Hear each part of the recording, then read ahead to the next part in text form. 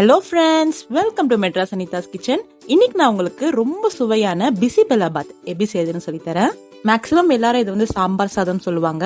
இது ஒரு நல்ல ஒரு லஞ்ச் ரெசிபி, ரொம்ப ஈஸி. வாங்க எப்படி செய்யறதுன்னு பார்க்கலாம். ஃபர்ஸ்ட் நம்ம இதுக்கு ஒரு பொடி ரெடி பண்ணிடலாம். அதுக்கு ஒரு பாத்திரத்துல 1 டேபிள் ஸ்பூன் உளுந்த பருப்பு, 1 டேபிள் ஸ்பூன் கடலை பருப்பு, 2 டேபிள் ஸ்பூன் தனியா,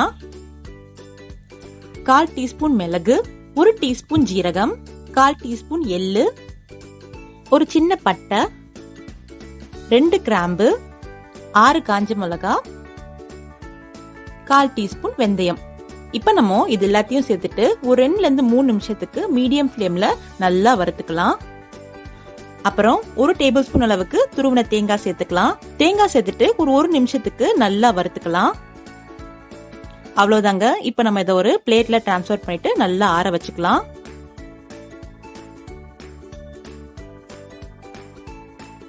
இப்ப நல்லா ஆறிடுச்சு. இது எல்லாத்தையும் நம்ம இப்போ ஒரு மிக்ஸி ஜார்ல போட்டுக்கலாம். அப்புறம் 1/2 டீஸ்பூன் அளவுக்கு பெருங்காயத்தூள் சேர்த்துட்டு நல்லா ஒரு பொடியா அரைச்சி வச்சுக்கலாம். இப்ப ஒரு சின்ன லெமன் சைஸ் அளவுக்கு புளி எடுத்துட்டு தண்ணி ஊத்தி நல்லா ஊற வச்சுக்கலாம் ஒரு 15 நிமிஷம். அப்புறம் 1 கப் பச்சரிசி, எந்த கப் எடுத்துக்கிறோமோ அதுல பாதி கப் அளவுக்கு துவரம் பருப்பு, இது ரெண்டுத்தையும் நம்ம நல்லா வாஷ் பண்ணி எடுத்து வச்சுக்கலாம். இப்போ ஒரு பிரஷர் குக்கர்ல இந்த கழுவுன பருப்பையும் அரிசியும் சேர்த்துக்கலாம். சேர்த்துட்டு 1 டீஸ்பூன் அளவுக்கு உப்பு சேர்த்துக்கலாம். அப்புறம் 1/2 டீஸ்பூன் அளவுக்கு மஞ்சத்தூள். அப்புறம் நம்ம எந்த கப்ல மெஷர் பண்ணமோ அந்த கப்புக்கு 5 கப்பு தண்ணி சேர்த்துக்கலாம்.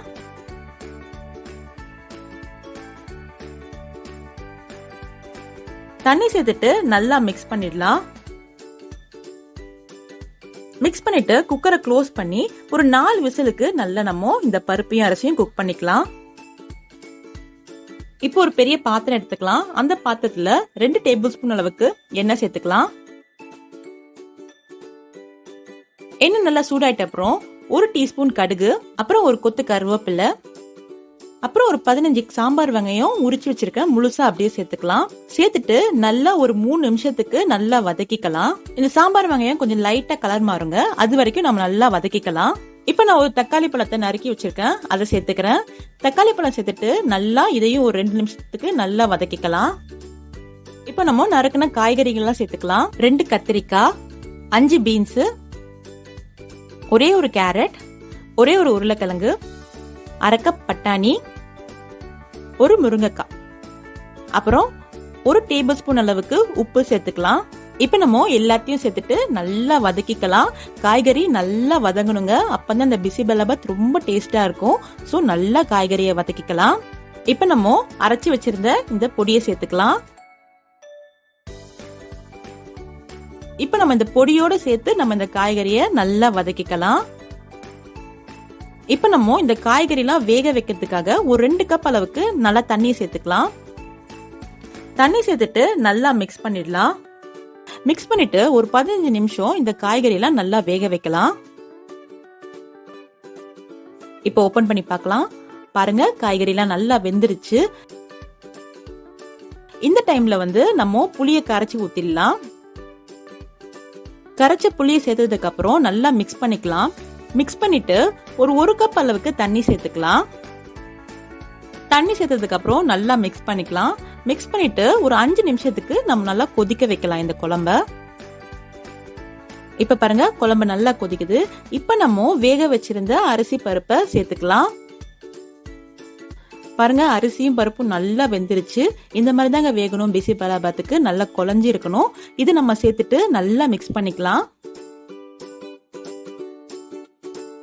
நம்ம இதுக்கு நல்ல எக்ஸ்ட்ரா டேஸ்ட் கொடுக்கலாம். அதுக்கு ஒரு கடாயில 2 டேபிள் ஸ்பூன் அளவுக்கு நெய் சேர்த்துக்கோங்க.